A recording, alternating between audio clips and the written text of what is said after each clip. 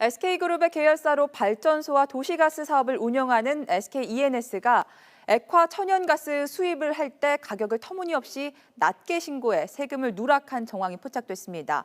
관세청은 그 규모가 1,000억 원대에 이르는 것으로 보고 전담팀까지 꾸려 조사에 나섰습니다. 취재 기자 연결해 이 소식 알아보겠습니다. 최기성 기자. 네, 사회부입니다. 언제부터 관세청의 조사가 시작된 겁니까? 네, 관세청은 지난 월요일부터 조사팀을 꾸려 본격적인 조사에 돌입했습니다. SK ENS가 지난 10년 동안 인도네시아 탕구 지역에서 연평균 55만 톤씩 수입한 액화 천연가스 신고 가격이 적절한가 하는 부분입니다.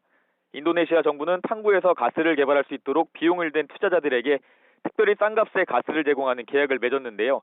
SK ENS는 직접 개발에 참여하지는 않았습니다. 그런데도 일반적 수입 가격의 절반 수준이자 개발에 투자한 업체가 수입하는 가격 정도의 액화 천연가스를 들여온 겁니다. 관세청은 SK ENS가 국제 시세보다 낮은 가격에 수입한 과정을 면밀히 살피고 있습니다.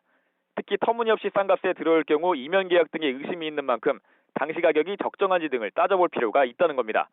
조사 결과 의심 사례가 확인되면 SK ENS는 지금까지 관세 1,000억 원가량을 내재하는 것으로 보고 있습니다. 이에 대해 SK ENS 측은 직접 투자자는 아니지만 탕구 개발을 주도한 영국 BP사가 꾸린 컨소시엄에 속해 있어 문제가 없다고 밝혔습니다. 또 저가로 들여오는 것은 기업체로서 당연한 일이라며 의혹을 부인했습니다. 하지만 구체적인 컨소시엄 구성식이나 내용, 영국 BP사와의 정식 계약 관계에 대해서는 답변을 피하고 있습니다. 조사팀은 컨소시엄 포함 여부를 떠나 수입 신고 가격이 적정했는지 따질 방침이라고 밝혔습니다. 6월까지 이어지는 조사를 위해 관세청 본부와 서울세관, 광주세관 직원 등 10여 명으로 TF팀이 꾸려졌습니다. 이번 조사는 일선세관에서 1년 가까이 정보를 분석한 결과를 바탕으로 시작됐습니다.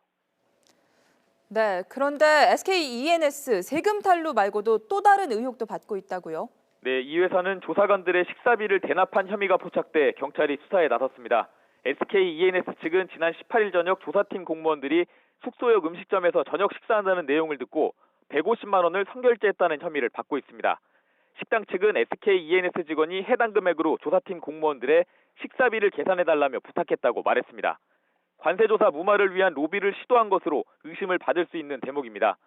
경찰 관계자는 SK ENS를 상대로 뇌물공여죄 혐의의 고소장이 접수됐다며 경위를 파악 중이라고 밝혔습니다. SK ENS는 선결제 사실을 인정하고 앞으로 경찰 조사를 지켜보겠다고 밝혔습니다.